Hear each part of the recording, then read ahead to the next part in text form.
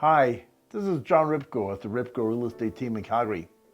I'm here today to give you my 2021 hazy crystal ball forecast insofar as what's going to happen to the real estate marketplace, as well as review what happened during 2020. Let's start off with the results. First of all, number of transactions in 2020 was 16,152, which is down only 1% from what we had in 2019, which was 16,344. You might ask, that's fine, static marketplace. What gives? Well, what's really interesting is we started off 2020 slow out of the gate. Our January, February, the first couple of weeks of March were really slow. We were down 23% below the equivalent numbers of transactions that we had in 2019. Then the pandemic hit in the middle of March. We basically slowed down dramatically the last 2 weeks of March and even continued in the first little bit of April before we sort of started crawling back to a more sense of normalcy. So basically, if you look at the first 3 months of the year, first quarter, and even extending it to the first 4 months of 2020, we were down, as I said, somewhere in the low to mid 20 percentiles over where we were in 2019. The numbers at the end of the year, however, were virtually identical. We had a massive surge of sales in the last 7 months or so of 2020. What happened? Why is that? The answer is relatively simple, actually. First of all, you have a number of individuals who didn't have jobs, relocated back to where they were originally from, be it the Maritimes, Manitoba, Saskatchewan, went back to jobs that they can secure in Toronto or Ontario. A number of them also left to go to the US. A number of energy individuals found employment down there and or overseas as well. But the ones who basically stayed in town moved for a whole different reason. A number of people vacated the properties that they were leasing and or owned in condominiums and moved into detached single-family homes. They wanted to have more space. They wanted to have more living room space, more than one family room. They wanted to have a separate private office and sometimes even more than one office. They wanted to have a larger yard. They wanted to be closer to nature, or get away from what I call if they were living closer into the inner core, they're actually going back to the outskirts of the city. It's a huge shift where previously most people from the outskirts of the city or fringe of the city were moving toward the city core. So a huge shift over there. Beyond that, we also have a number of investors that came into the marketplace and continue to be in the marketplace here in 2021. We have people who basically sold their properties in primarily Vancouver and Toronto and were investing in Calgary. They know prices are at a low here. They know we're very resilient individuals. They're going to bounce back. In fact, we also saw recently a number of individuals investing in Calgary that are based in the United States. They're looking at the economic scenario down there, quite a bit of uncertainty, insofar as what they're concerned about or what they think. Beyond that, they look at the price differential insofar as where the dollar is. There's a 35% gain right there, 35% more buying power. They say, hey, yeah, you guys are in the dumps right now temporarily. You're going to come back. And they truly believe that. And they're not buying necessarily 1 or 2 units. They're buying multiple units over a longer timeline, knowing that they're going to have a nice return on their money.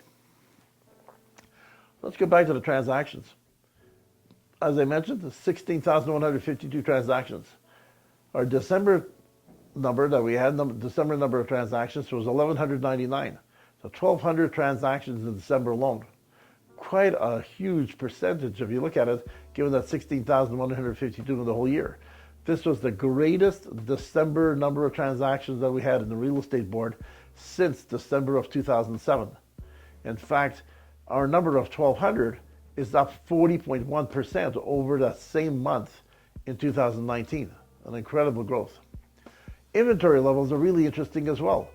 Total inventory levels right now are 5,728, which is down 14% from 6,663. Specifically looking at single-family homes, however, inventory levels are only 3,670, which is down over 20% from what we had in 2019. We break that down to various price categories, average prices, as well as by housing type. If you look at the total aggregate of all homes, the average price for Calgary, when you look at media reports or however they report these things, is $422,300, which is up 1.5% over last year. However, when we look specifically at detached homes are running at $490,500, which is up just under 3% over 2019 values. Attached homes are running at $393,300, which is up a marginal 1.5% over 2019 numbers. And condominium-style apartments are only running at $243,000, which is down over 2% from 2019. In fact, we foresee going to 2021 that pricing for detached homes is going to increase even on a greater pace than the 2.8% that we saw. And apartment-style condos are probably going to drop further from the 2% they saw in the last year. We'll get back to that in a second in my 2021 forecast. Months of supply is also another interesting number to look at, where currently we have 3.06 months of inventory, so called 3 months of inventory, which is down 43.2% over where we were just a few mere months ago. A huge drop in months of supply. Coupled with that, we have days on market. Days on market has dropped from 59 days on the market down to 55. A mere 4 days as a percentage is like 10%, so it's huge.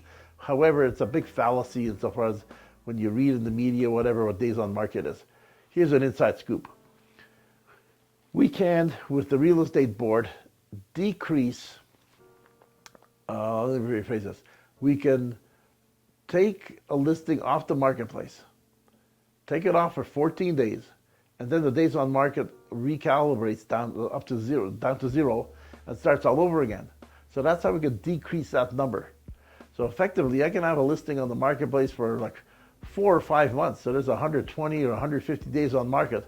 Take it off for 14 days, reset the counter down to zero, sell it 2 weeks later. Hey, guess what? It's sold in 14 days. Not, right? So take that days on market with a grain of salt, because it's not really representative of what true days on market is. Interest rates. Interest rates continue to be at an all-time record lows. That's going to continue, in our opinion, well into 2021, likely into the first quarter of 2022. It's a fantastic time if you are not locked in into a mortgage to lock in. My thesis in university was on the correlation between U.S. presidential elections and Canadian interest rates. And there's a direct correlation. Didn't matter if it was a first-term elections or a re-election year, as this year was a re-election for Trump, even though he lost. And didn't matter if it was a Republican or Democrat who won. The bottom line is the 6 months prior to an election and roughly the first year to year and a half after an election result, interest rates are at a low. 2 years after the election, they tended to be at a higher rate, and then they stayed there for a while, and then again somewhere between 6 to 9 months, usually 9 months or so before the next election, they dropped again. So relatively speaking, they may be at different levels. Meaning to say, today interest rates are at a certain dollar rate. As an example, I know somebody just got a mortgage at it was 1.79% for a 5-year term. I'm not saying that 4 years from now it's going to be lower than the 1.79. All I'm saying is 2 years from now it's going to be higher than 1.79, and when you go over to renew 4 years from now, it's going to be lower than that rate is going to be in 2 years' time. Anyways, if you want a really thorough understanding of that, give me a call and we'll explain it in detail. The bottom line is a great time for you to lock in, especially, I'd say right now, either a 4 or 5 year term. Don't take longer than a 5 year term, because that doesn't correlate well with what I was just talking about insofar as matching U.S. elections. You want to basically renew so that your renewal rate time is no more than a year after the actual election time. What's going to be happening in 2021? As I just mentioned, single-family homes on average went up 2.8% in Calgary and area. On average, all housing only went up 1.5% in price. I'm projecting that single-family homes in Calgary are going to increase somewhere between a very minimum 3 and as much as 4% over the next calendar year. Attached homes are going to increase probably the better part of 2.5%. However, apartment style condominiums are likely going to take it on the chin and drop in value anywhere between a very minimum 2% and as much as 3 or 4% from the levels they're at currently, which, as I just mentioned a few minutes ago, is 2% lower than they were last year. Why do you think apartment style condos are going to drop in value? First of all, pandemic is a big factor. People just don't want to be locked into a small square footage, having to travel in common areas, having to get into elevators and things of that nature. People are actually migrating out of apartment styles and getting into attached or especially detached homes where they can actually have more space, be it family rooms, more yard space, office space, whatever else. Beyond that, 2021, regardless of what's going to be happening in the overall marketplace in Canada, I think it's going to be quite nice for Calgary. A lot of people are looking at Calgary. It will continue to be a destination location where people look at the lifestyle. We have nice blue skies, crime is relatively low, we have an easy lifestyle. Sure, depending on what kind of job they're in, they might have a little bit of difficulty finding employment in their sector. However, do you realize that Calgary is one of the most entrepreneurial cities we have in Canada, let alone North America?